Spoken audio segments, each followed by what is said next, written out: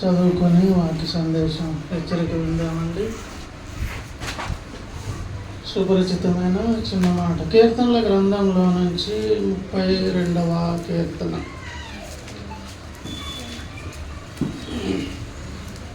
32వ కీర్తన 6వ వచన భాగాన్ని నేను చదువుతున్నానమ్మా. కావున నీ దర్శన కాలమందు భక్తి గల వారందరూ నిన్ను ప్రార్థన చేయుదురు. విస్తార జల ప్రవాహములు పొరలి వచ్చినను నిశ్చయముగా అవి వారి మీదికి రావు. ప్రార్థన చేద్దాం. దయగల తండ్రి, వందనాలు. సహాయకుడ కనికరించండి. మీ మహా కనికర ఐశ్వర్యంలో నుంచి మమ్మల్ని సజీవుల గురించి మీ పాదాల చెంతకు నడిపించిన ఆయన కన్న తండ్రి, మీ సన్నిధాన వర్తనులుగా మమ్మల్ని ఈ స్థలం నాకు చేర్చే కృపను అనుగ్రహించినందుకు స్తుతిస్తూ ఉదయకాలం వెళ్ళిన ఆరాధనలో కనికరించారు. ఈ 2వ స్థలంలో కృప చూపించండి. చేరువచ్చినాను మమ్మల్ని మీ చేతులుగా అప్పగించుకుంటూ సహాయం కోరుతున్నాం. చిత్తానుసారమైనటువంటి ప్రభువా నాయన బ్రతుకులు మాకు రావాలి, కలగాలంటే మాకు అది శక్తికి మించింది, మాకు చేత కాదు.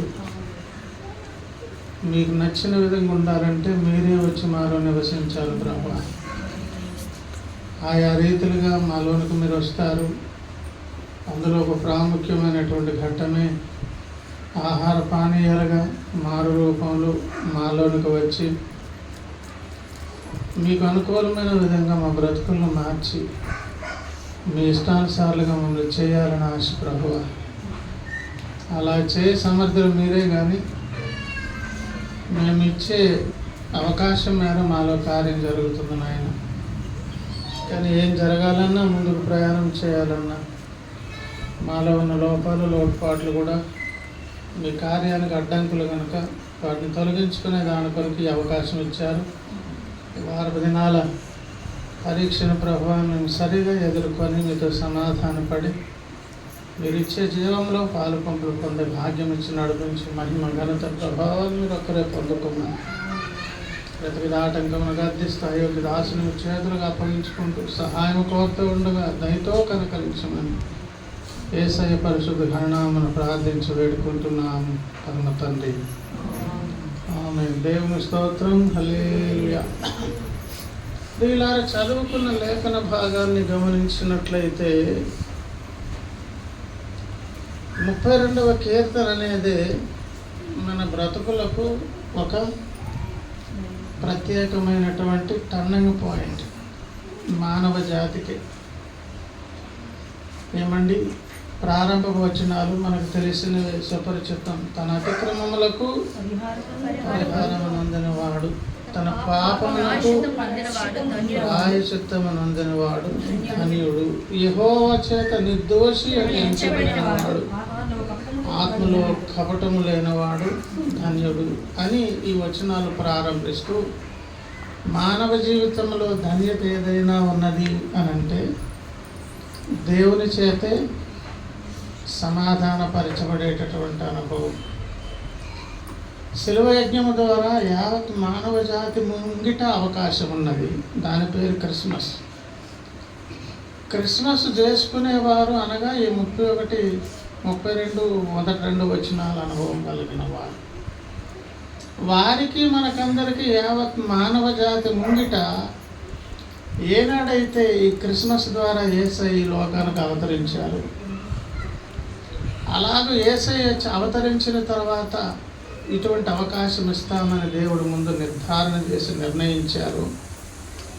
అప్పుడే మానవ జాతి ముంగట ఒక దీవెన ఉన్నది, ఒక ఆశీర్వాదం ఉన్నది. ఆ ఆశీర్వాదం పేరు ఇక్కడ చదువుకున్నాం. నీ దర్శన కాలమందు భక్తి గల వారందరూ నిన్ను ప్రార్థన చేయుదు. ఇది దేవుని దర్శన కాలం. దేవుని దర్శించే దాని కొరకైనటువంటి అనుకూల వాతావరణం,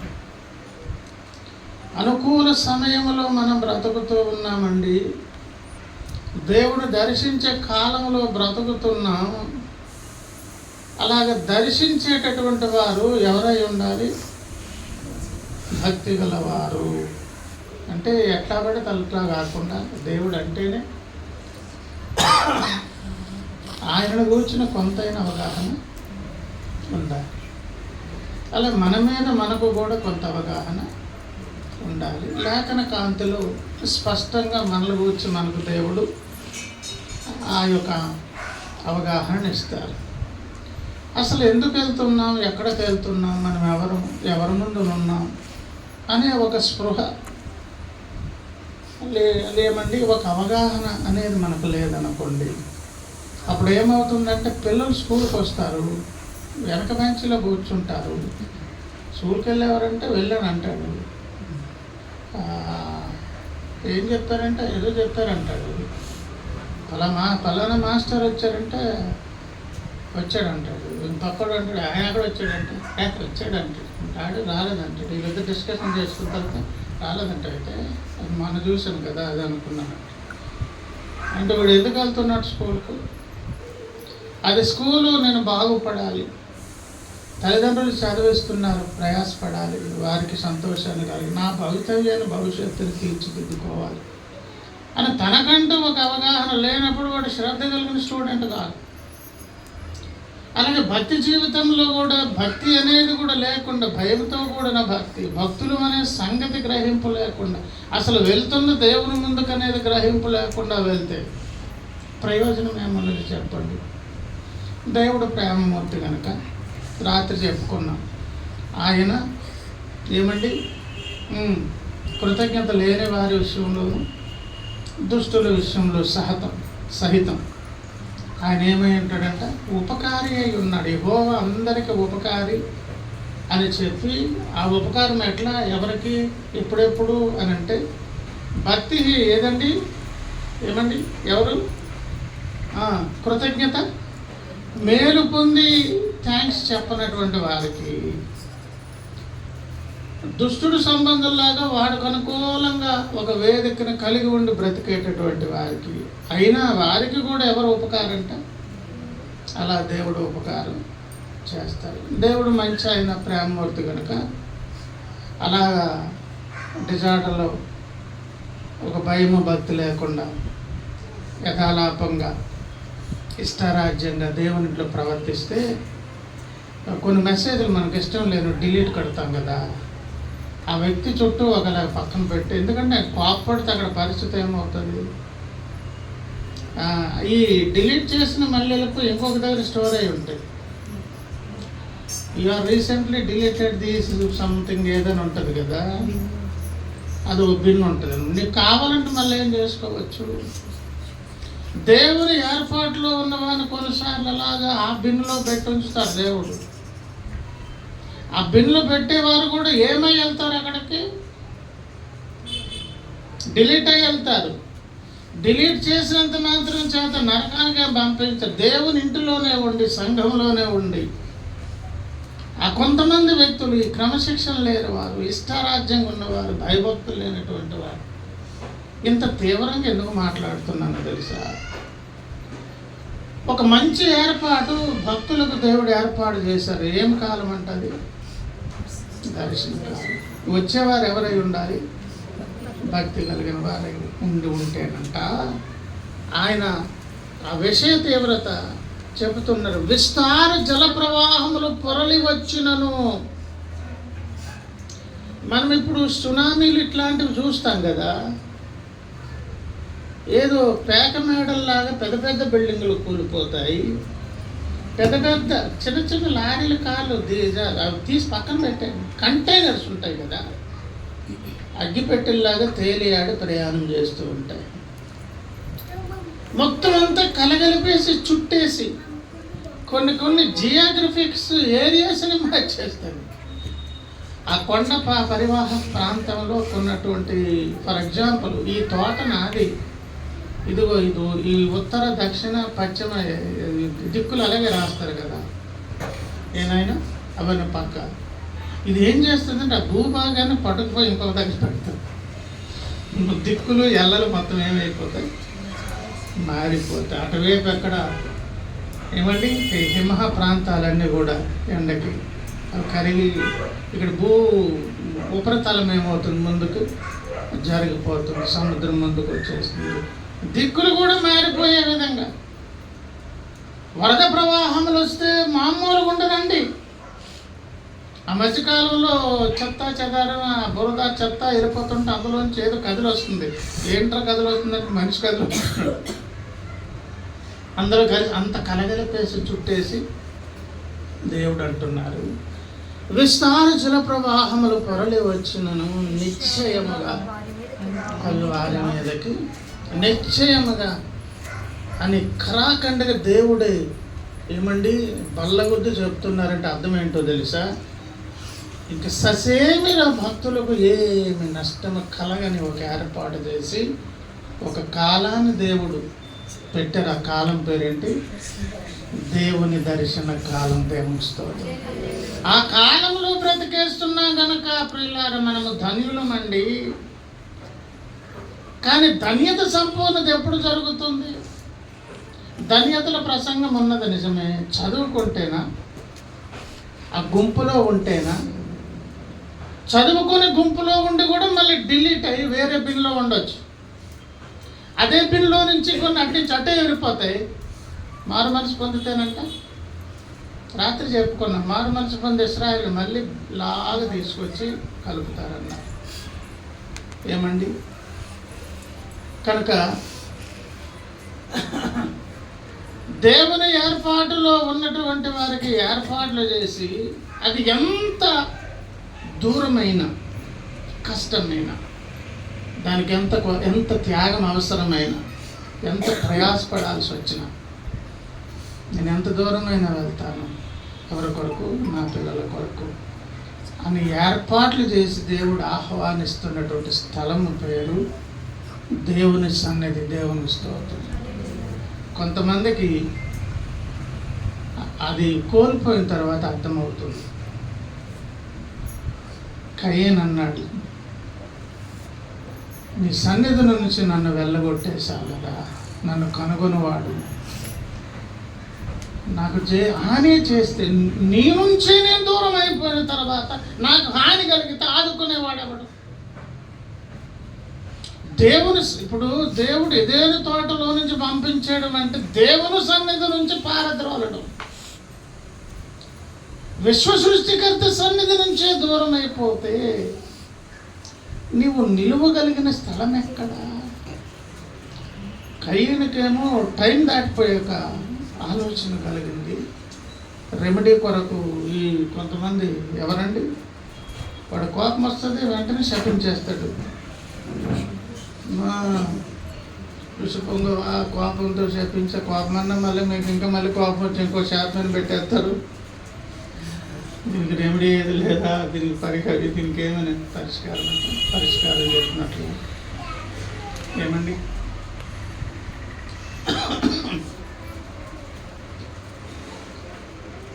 ఏం చెప్పాను?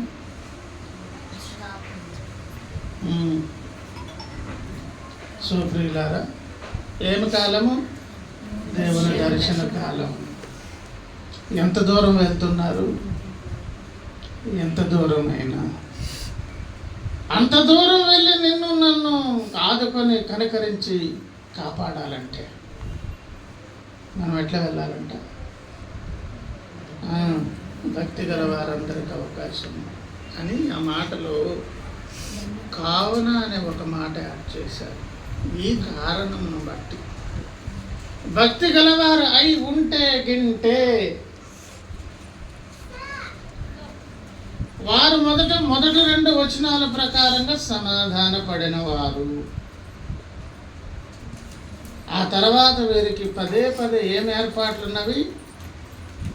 క్షమాపణ పొందే అవకాశము ఉన్నది. కావున నేను అవకాశం ఇస్తాను, ఎంత దూరమైనా వెళ్తాను. దేవుడు ఎందుకు అంటున్నారు తెలుసా?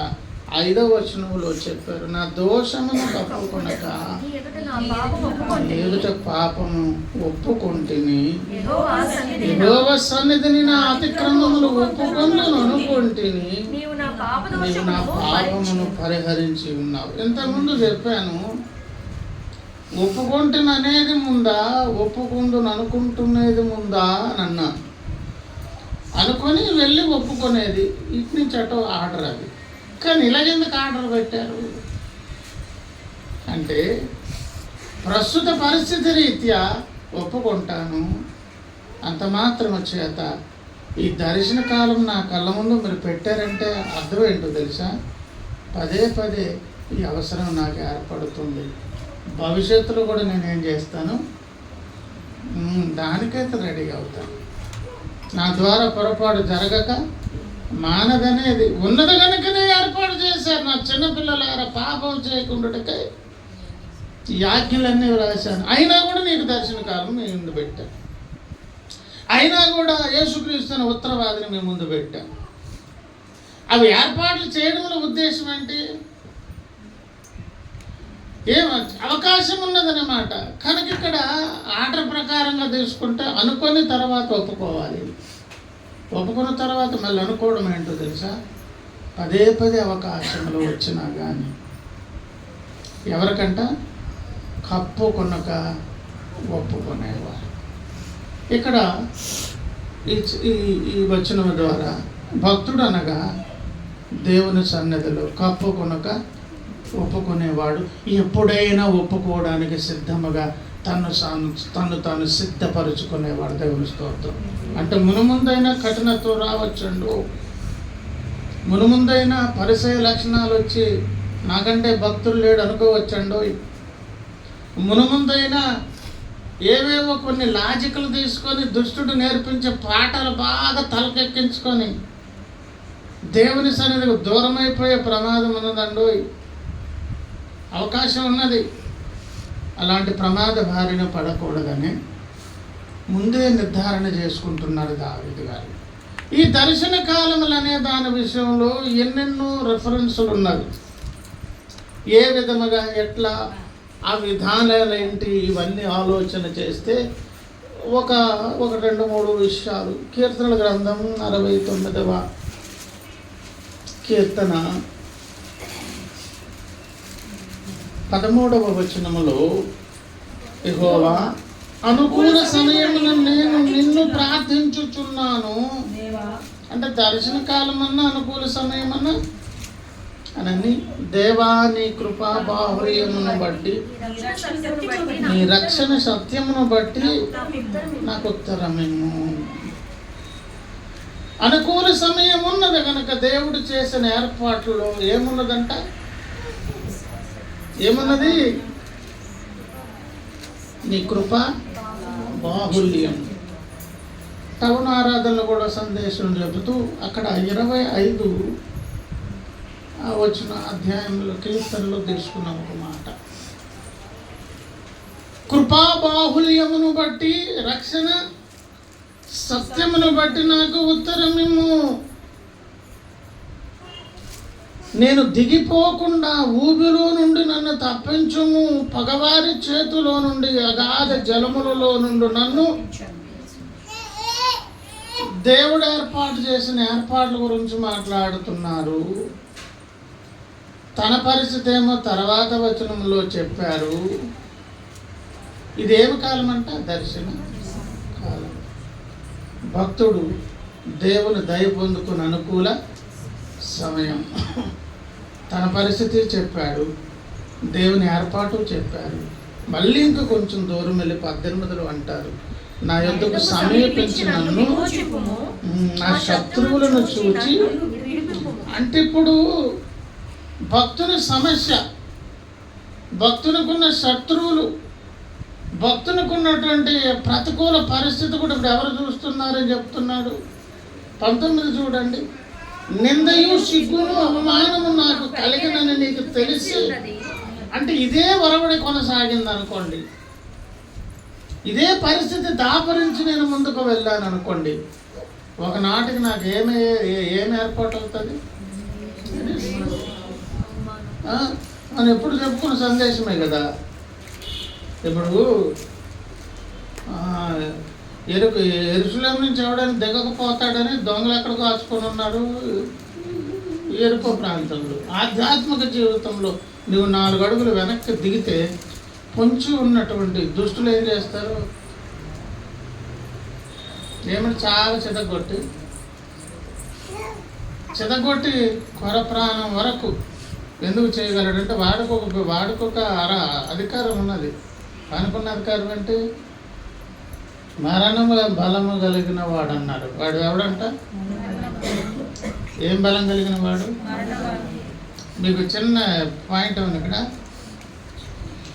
దేవుడు దుష్టుడు శక్తిమంతుడే కానీ వాడంతా దేవునంతా కాదు.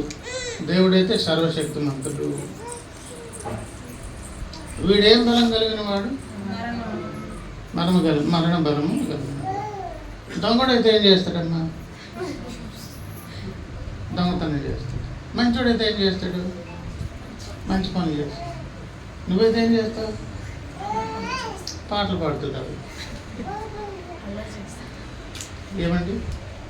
మరి మరణం బలము కలిగినటువంటి వాడైతే ఏం తెచ్చి పెడతాడు? మరి దేవుని గురించి ఉన్నది మరణము తప్పించుట యెహోవా. మరణం బలం కలిగినడు వాడై ఉండేటప్పుడు మరణం తప్పించే అధికారం ఎవరుకున్నది? వాడికి అధికారం ఉంది కానీ అప్లై చేసే శక్తి లేదండి. వాడు చాలా బలవంతుడే కానీ వాడు సంపూర్ణ కాదు. వాడు సరైనటువంటి సర్వశక్తిమంతుడు దేవుడు మాత్రమే. వాడిని కూడా ఎక్కడెక్కడ కంట్రోల్ చేయాలి? ఎవరు చేయగలరు?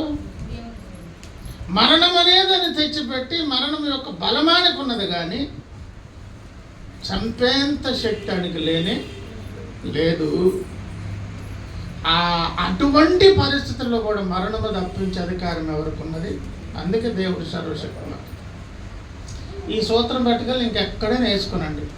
వాడి జ్ఞానము, వాడి తెలివి, వాడి తర్కము, వాడి బలాలు, వాడి ఆర్గ్యుమెంట్లు ఒక దగ్గరికి వెళ్ళాక అక్కడ ఫుల్ స్టాప్ పడిపోయి వాడికి ఏం కనిపించుకుంటే చిమ్మ చీకటి అయిపోతాయి.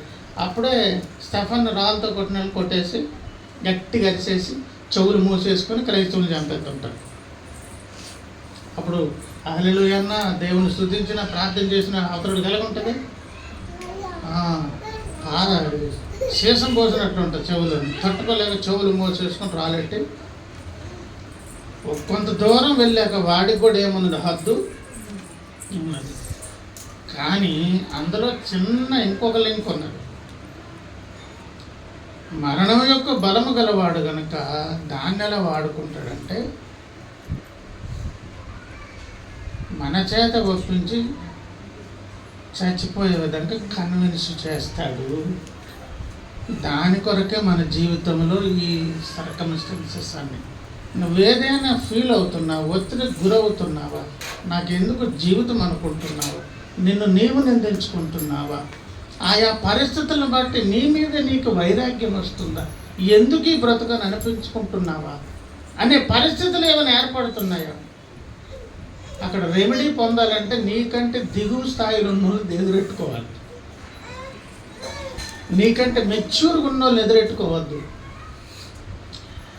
ఏంటి ఇల్లు కారిపోతుంది, దీన్ని కట్టుకోలేకపోతే నీ పాకలో ఎంతకాలం అని అనుకున్నప్పుడు వెంటనే ఏమంటే కాంప్లెక్స్ నుంచి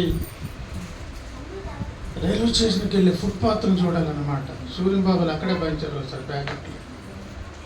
హైదరాబాద్లో పొక్కట్లు ఇస్తాను అంటారు.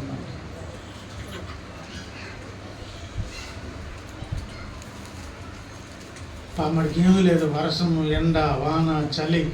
9వ తారీఖు నుంచి కోల్డ్ వేవ్స్ వస్తాయంట, స్టార్ట్ అవుతుంది. ఆరోగ్యం కనుక 9వ తారీఖు సాయంత్రం క్రిస్మస్కి ఎవరు కూడా స్వెటర్లు పెట్టుకోకండి. బుధవారం ఇంటి దగ్గర పడుకుందాం. దేవుడు ముందే చుట్టించుకుంది. ఏమండి?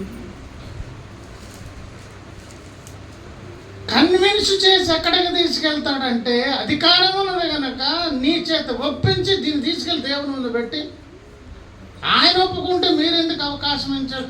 ఎవరు మీరు? నీతి న్యాయములు దేవుని సింహాసనములకు ఆధారములు అన్నారే.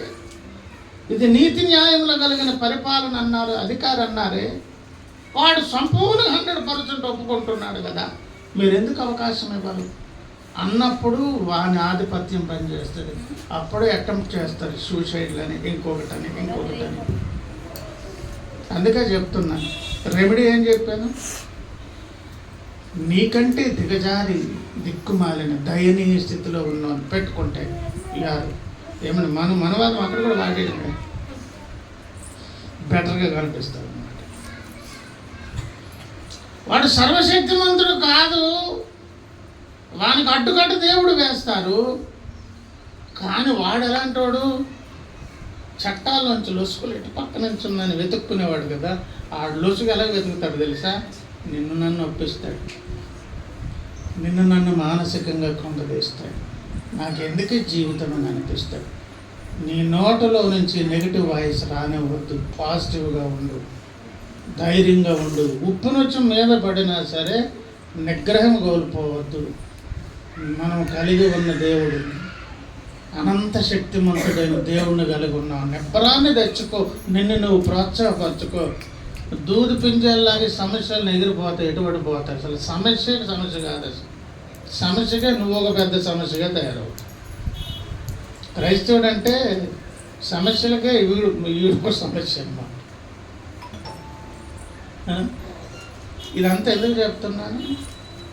కిందని దాక్కుని కాచుకుని ఉన్నవారు కొంతమంది ఉన్నారు. వారెవరు? దొంగలు. ఆ దొంగలు ఏం చేస్తారంట? అయితే చంపేస్తారు, చచ్చిపోయేదాని కొరకు కన్విన్స్ చేసి ఒప్పిస్తారు. లేదంటే అవమానం పాత్రుడు, సిగ్గు, అవమానం. భక్తుడైన దావీదు అదే అంటున్నారు, నా యొద్దకు సమీపించి నన్ను విమోచింపుము. 18 నా శత్రువులను చూచి నన్ను. దానికి జాయింట్ చేసి చెప్పనా? 19b చదవండి. నా విరోధులందరూ నీకు కనబడుచున్నారు కదా. తెలుసు కదా ప్రభువా, నా విరోధులందరూ కనబడుతున్నారు కదా, నా శత్రువులు చూస్తున్నారు కదా, నా బ్రతుకును కూడా చూస్తున్నారు కదా. అందరూ నా శాతం ఎంత, వాడి శాతం ఎంత, ఏదో జరిగిందైతే జరిగింది, కానీ దర్శన కాలంలో ఉన్నాను కదా నేను, అనుకూల సమయంలో ఉన్నాను కదా నాయన. నీ కృపా బాహుల్యముతో, నీ రక్షణ సత్యముతో నన్ను దర్శించండి. రండి నాయన. నా శత్రువుల్ని చూస్తున్నారు. మన శత్రువులు మనకంటే బలవంతులు.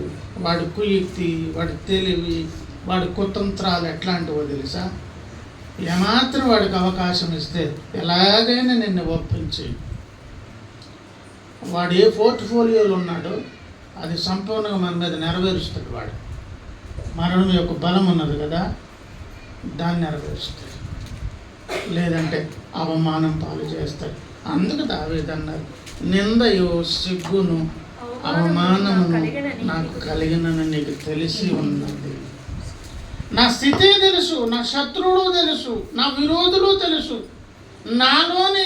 నాకు లోపడిన సంగతులు తెలుసు. వాటిని బేస్ చేసుకుని నన్ను దారి తప్పిస్తున్నటువంటి శత్రువుల సంగతి మీకు తెలుసు. ఇంత సమస్యలో ఉన్నటువంటి నా విషయంలో మీరు కూడా ఏర్పాటు చేసిన మంచి అవకాశంను బట్టి ఈ దర్శన కాలమందు మీ దగ్గరికి వస్తున్నాను నాయన అని, నీ దర్శన కాలమందు భక్తులందరూ ఏం చేస్తారు? భయభక్తులు కలిగిన వారు నిన్ను ప్రార్థన చేస్తారు. దేవుని స్తోత్రం. ఆ దర్శన కాలంలో ఉన్న కొన్ని సంగతులు అన్నాను. అక్కడే ఇంకొక మాట కూడా చూద్దామా? 5వ వచనం, దేవా నా బుద్ధిహీనత నీకు. అంటే దేవుని ముందుకు భక్తి కలిగిన వాడవైతే గీతే దేవునికి తెలుసని చెప్పాడు ముందేమో. ఇప్పుడేం చెప్తున్నాడు? నాకు తెలిసిన నేనే అంత మంచివాడిని. దేవునికి మన గుట్టు తెలుసు, దేవుని ఏర్పాటు తెలుసు. మరి నువ్వు రాదగిన విధంగా, వెళ్ళాల్సిన విధంగా, ఒప్పుకోవలసిన విధంగా ఒప్పుకోవాలి కదా. నా బుద్ధిహీనత, నా అపరాధములు నీకు ప్రభునందు ప్రియులారా అని చెబుతూ ఏమండి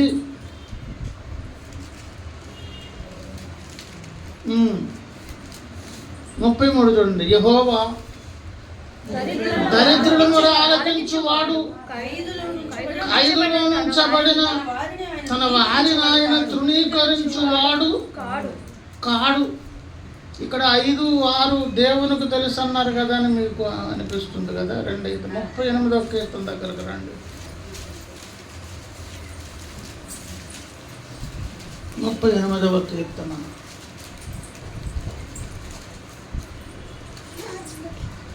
మూడు నుంచి, నీ కోపాగ్ని వలన ఆరోగ్యము నా శరీరమును విడిచిపోయెను. దేవునికి ఎందుకు కోపం వచ్చిందో? కోపం ఎందుకు వస్తుంది దేవునికి? మనలో లోపంలో పొరపాటు. నా పాపమును బట్టి నా ఎముకల్లో స్వస్థత లేదు, నా దోషములు నా తల మీదుగా పొల్లిపోయినవి, నేను మోయలేని బరువు వలె నా మీద మోపబడి ఉన్నవి, నా మూర్ఖత వలన కలిగిన నా గాయములు దుర్వాసన గలవై శ్రవించుచున్నవి. అక్కడేమన్నారు? నా బుద్ధిహీనత మీకు తెలుసా. ఇక్కడేమంటున్నారు? నా మూర్ఖత సంగతి నాకు తెలుసు, నేను మోస్తున్నది ఏంటో, నేను పడుతున్న ప్రెజర్ ఏంటో నా సంగతి నాకు తెలుసు. శ్రమ చేత మిక్కిలి కృంగి ఉన్నాను, దినమెల్లా దుఃఖాన్ని నడుము తాపము తంటే నెలలు నిండిన ఆవిడ మోస్తున్నప్పుడు ఆ బరువు, ఆ ఒత్తిడి గురైతే ఆడపిల్లలు ఎలా బాధలు పడతారు, గర్భిణీలుగా ఉన్నటువంటి వారు దాన్ని చెప్పుకొస్తున్నారు అన్నమాట. భక్తులకి అటువంటి ఎక్స్పీరియన్సెస్ కూడా చేస్తారు. పౌలు నమ్మలేదా? మీ కొరకు ఒకసారి ప్రసవ వేదన పడితే మీరు ఈ రకంగా తయారై మంచి స్థితికి వచ్చారు, మీ కొరకు మళ్ళా ప్రసవ వేదన పడాల్సి వస్తుందబ్బా అని అన్నారు అన్నమాట. ఒక బిడ్డను కంటే తల్లి ఎటువంటి శ్రమ పడుతుందో, ఒక విశ్వాసిని దేవుడు రక్షించినప్పుడు, దాని కొరకు ఒక భక్తును వాడుకున్నప్పుడు, దేవుడు ప్లస్ భక్తుడు కలిసి అంత వేదనే పడతారు. వారి దారి తప్పితే మళ్ళీ దారికి తెచ్చుకునేటప్పుడు కూడా అటువంటి వేదన, అటువంటి ప్రయాసే ఉంటుంది. దేవునికి ఉంటుంది, నడిపించే వ్యక్తికి కూడా ఉంటుంది. మెట్టుకైతే ప్రియులారు ఇవన్నీ ఏం చెప్పండి? దేవుని దర్శన కాలం. అప్పుడు దేవుని దర్శన కాలములో ఎంత దూరం వెళ్తారంట? ఏమండి? వరద ప్రవాహములు ముంచుకొచ్చినా కూడా అది ఎంత తీవ్ర రూపము దాల్చి మనం నష్టపరచాలనుకున్నా, దేవుడు రక్షించాలనుకుంటే రక్షిస్తారు. తిరుగులేదు. దేవుని స్తోత్రం. అయితే దేవుని ఏర్పాటు చెప్పుకున్నాము. రెండవది, భక్తుడు తన స్థితి తాను చెప్పుకున్నాడు. భక్తుని కూర్చున్నటువంటి అవగాహన ఎవరికి ఉన్నది? దేవునికి ఉన్నది. అలాగ రాదగిన విధముగా వచ్చి వెళ్ళే విధముగా దేవుని దగ్గరకు వెళ్ళి మన సంగతి చెప్పుకుంటూ ఆ 38వ కీర్తనలో ఒక చక్కని మాట అంటారు చూడండి. 9వ వచనం, ప్రభువా నా అభిలాష అంతయు నీకే, నా అభిలాష అంతయు నీకే కనబడుచున్నది, నా నిట్టూర్పులు నీకు దాచబడి. ఈ రెండు మళ్ళీ టైఅప్ కావాలండో. అభిలాష అంటే ఏంటి? భక్తులకు ఉన్న అభిలాష చెప్పండి. ఇలాగే దుర్గంధంగా బతుకుదాం, ఇటు నుంచి ఇట్టే నరకానికి పోదాం అనుకుంటాడా? నాకు ఎప్పుడు రెమెడీ, నేను ఎప్పుడు విడుదల పొందు, నేను ఎప్పుడు బయటపడతాను, నేను ఎప్పుడు ఈ సంకటం నుంచి బయటకు వచ్చే అవకాశం కలుగుతుంది అని భక్తుడు ఎంతసేపు ఒక సందేశంలో అయ్యగారు చెప్తారు. బురదలో పంది పడింది అనుకోండి, 2 కాళ్ళు పైకెత్తి హల్లెలూయా ఏమి నా భాగ్యం, దేవుడు బలి ఆశీర్వదించాడు. అబ్బా అసలు ఎవరి ముఖం చూసి లేచి లేదు తెల్లలేసి ప్రార్థన చేసి దేవుని ముఖం ఫోటో చూసే వచ్చాను. ఆహా ఏం నా బురదగుండ అని ముందు 2 కాళ్ళు పైకెత్తి అదేం చేస్తుందంటే హల్లెలూయా అంటుంది. మరి ఇప్పుడు నాకు కొన్నిసార్లు డౌట్లు వస్తాయి అన్నమాట. పాటలు పాడుకొని పంది వలె పొర్లిన నన్ను, కుక్క వలె తిరిగిన నన్ను పాడతారు కదా. ప్రేరేపణ తర్వాత ఈ పేరు పెట్టి పిలిస్తే ఇవి ఊరుకుంటుందా అని అనుకున్నా. ఆ పాటల్లో మోసగత్తిని అవి ఇవి ఉంటాయి పాటలు అన్నమాట. ఈ పాట అయిపోయిన తర్వాత ఎవరిని అమ్మ నువ్వు అదే కదా అని అంటే ఏం చేస్తారండి? కుడికాలు చెప్పు కూడా దిగరు కదా. అదేంటి ఎడకాలు చెప్పేందుకు వాడతారు అర్థం కాదు. లెఫ్ట్ హ్యాండ్ అలవాటు ఉన్న ఎడం చేతి తీస్తారు కదా. దాదాపు 90% ఏ అలవాటు ఉంటుంది అంటే ఇసురు తీస్తారా? కుడికాలు ఎత్తి తీసుకోవచ్చు కదా.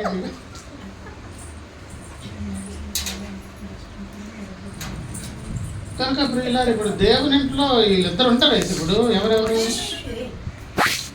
పర్మనెంట్ పందులు కుక్కలు ఉండవు, కానీ తాత్కాలిక అందులాంటి కుక్క లాంటి లక్షణాలు కలిగిన వాళ్ళు ఉంటారు. అలాంటప్పుడు పాట పాడుకుంటారు అన్నమాట. పాట పాడినప్పుడు నేను టెంపరీ కానీ ప్రేయర్ అయిపోయిన తర్వాత నన్ను నా పేరు పిలుస్తావా అని అప్పుడు ఏం చేస్తారు, అప్పుడు కేసు వేసేస్తారు. అంటే అప్పుడు అనిపిస్తుంది అనమాట, అమ్మ అందుకలా పాడావు కదా, మరి ఇంకా పేరు ఎట్టుకెళ్ళినాను. కనుక బురదగుంటలో పడగానే ఇదేం 2 కాలు ఎత్తి, కానీ గొర్రె పడింది అనుకోండి, ప్రవక్త చెప్తారు వదిలేయండి, ఏమంటారు. వాళ్ళకి ఇప్పుడు వేరే ప్రాక్టీసులు ఉంటాయి, వాళ్ళ కింద ఇంకొకరు ఉంటారు, వాళ్ళ చేతులు ఎడుతుంటారు. ఇది కాన్సన్ట్రేషన్ తప్పించే పనులండి. మిస్ అవ్వకండి సందేశం. కానీ గొర్రె పడింది అనుకోండి, ఊపిరి పీల్చుకోలేక, ఇమ్మడలేక, తట్టుకోలేక కింద మీద కొట్టుకొని ఎప్పుడెప్పుడో బయటకు వద్దాం. భక్తి జీవితంలో భక్తుడు ఇలాగే కొనసాగి నేను నష్టపోవాలి. ఏమున్నవి భక్తుని లోపల? నిట్టూర్పులున్నవి. ఏడుస్తున్నాడు, బాధపడుతున్నాడు, దేవుని కోపం తెలిసిపోతుంది, దుర్గంధం. ఇక్కడ ఏమన్నారండి? స్రవిస్తున్నటువంటి ఏంటంటండి గాయములు, ఆయన ఎంత ఆరోగ్యవంతో తెలుసు దావీదు గారు. ఎవరండి ప్రజెంట్?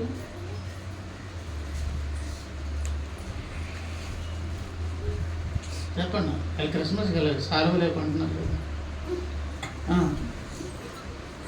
ఆయన ఎంత ఆరోగ్యవంతుడో తెలుసా? పండు ముసలితనము వరకు కూడా ఆరోగ్యవంతుడు, బలవంతుడు. అంతవరకు ఉంచి నేను ఉంటాను అని అంటే అలాగే ఉంచుతానని దేవుడు ఉంచి తీసుకెళ్ళి.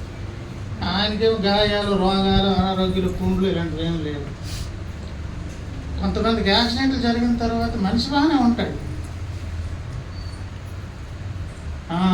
మీరు చెప్తారా? తమ్ముడే చెప్తారు. పైనంతా బాగానే ఉన్నాడు, ఇంటర్నల్గా ఏమైపోయింది? ఇంటర్నల్ ఫ్రాక్చర్స్ అయిపోయినప్పుడు, బ్లీడింగ్స్ అయిపోయినాయి. పైన డాబ్గానే ఉంటారు, లోపల డ్యామేజ్ అయిపోతుంది, సన్నగా చచ్చిపోతారండి. భక్తి జీవితంలో ఉన్న డ్యామేజ్లు పైన కనిపించవు. పైన కనిపిస్తే పాస్టర్ గారి ప్రసంగాలు మళ్ళీ వాళ్ళ మీద చేస్తాడు, ఎప్పుడో తను తగిలేస్తారు. విశ్వాసులు పక్కపక్కనే నవ్వుకనండి కూర్చుంటారు, పురుగుని చూసినట్టు చూస్తారు. డ్యామేజ్లన్నీ ఎక్కడ ఉంటాయి? లోపల ఉంటాయి.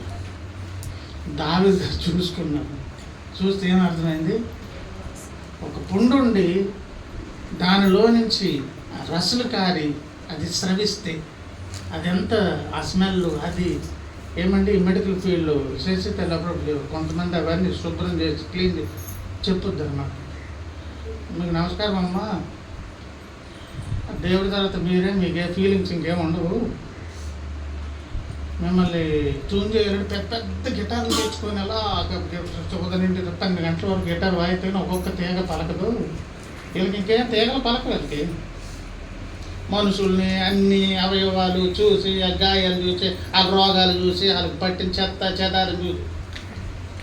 ఈ సినిమాల్లో హీరోలకు కనిపించరు, వాళ్ళు అక్కడ హాస్పిటల్లో ఉంటారు. వాళ్ళందరినీ చూసాక ఇదే మనిషి శరీరము, ఇలా ఉంటుందా, ఇలాంటి గాయాలు, ఇటువంటి ఇంత దుర్గంధమా, ఇంత ఏమంటే మనమే ఉదయం సాయంత్రం స్నానం చేయకపోతే ఉండవు. అక్కడ రోజుల కొలది, నెలల కొలది, వారాల కొలది స్నానాలు. నువ్వు ఎంత చెడగొట్టాడు అందుకే 2 సార్లు స్నానం చేసేవాడిని ఉండలేక.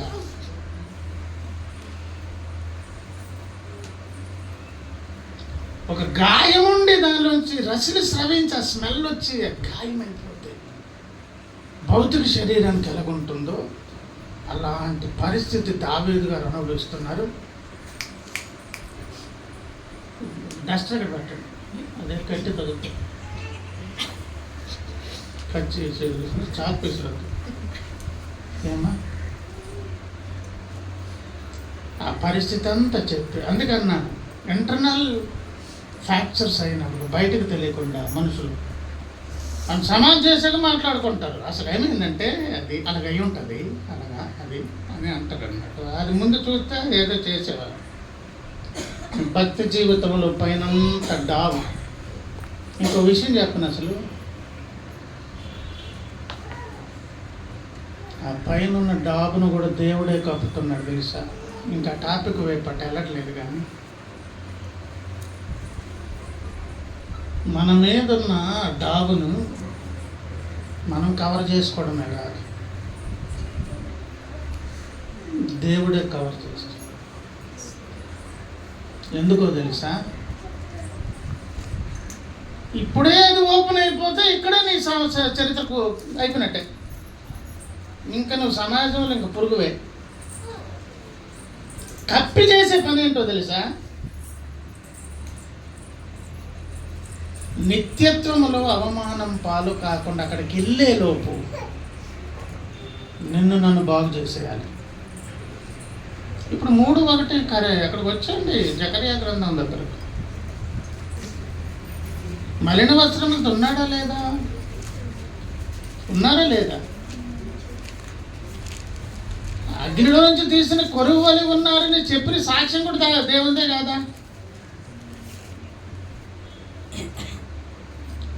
వాడేమో తల మీద ముసుగేసుకుని వెళ్ళిపోయిన తర్వాత దూతను పిలిచి ఆయనకి ఏం చేశారు, బట్టలు మార్చి. ఇవి ఎవరు కప్పారు? ఇప్పుడు యెహోషువ భక్తుడిని కప్పింది ఎవరు? ఆయన కూడా సామాన్యుడు, ప్రధాన యాజకుడు అండి. ప్రధాన యాజకుడు ఇప్పుడు కప్పి మనమేలాగా పైన డాబేసుకొని ఏవో కప్పుకొని భక్తులుగా నటిస్తున్న మనమే కాదు,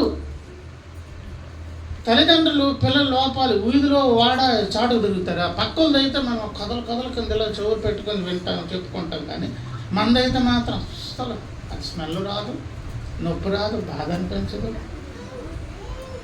పక్కలదైతే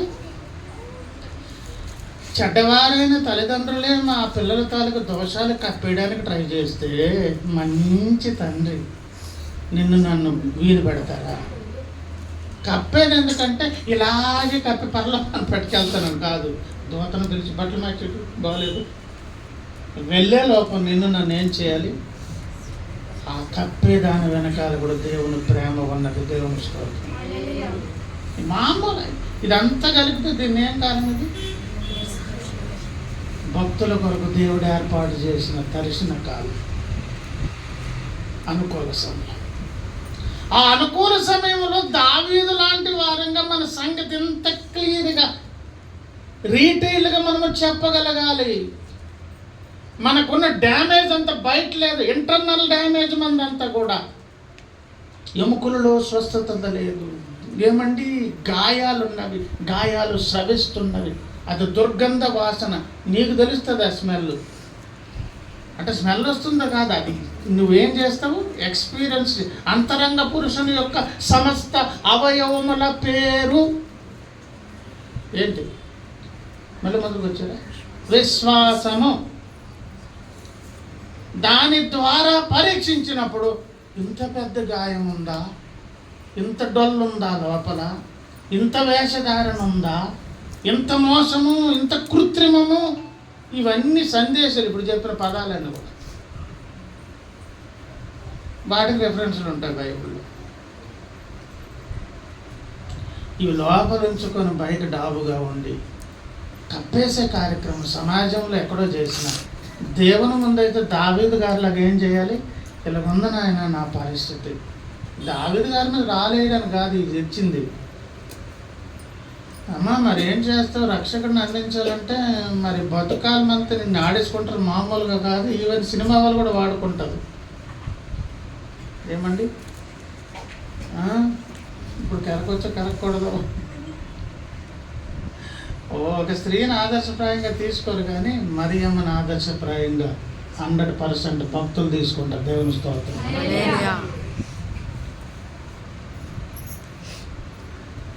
అర్థమైంది అనుకుంటా. ప్రభునందు ప్రియులారా, ఎలాగెళ్ళాలంటే దావీదు గారిలాగా దేవుని ముందుకు వెళ్ళాలి. కానీ ఇంకొకటి ఉంది అక్కడ, నిట్టూర్పు మాత్రమే కాదు, నాకేమన్నది అభిలాష కూడా. భక్తునికి ఏం అభిలాష ఉండాలన్నా?